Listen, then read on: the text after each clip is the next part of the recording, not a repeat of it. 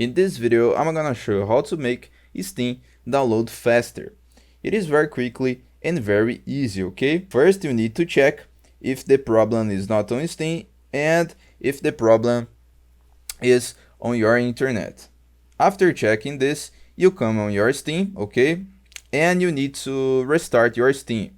To make this, you come at the top left corner right here, click on exit, and then log again on your Steam. After doing that, you click again on Steam right here and come on settings, okay? So this option settings. After coming to settings, you click on downloads on this option right here below library, okay?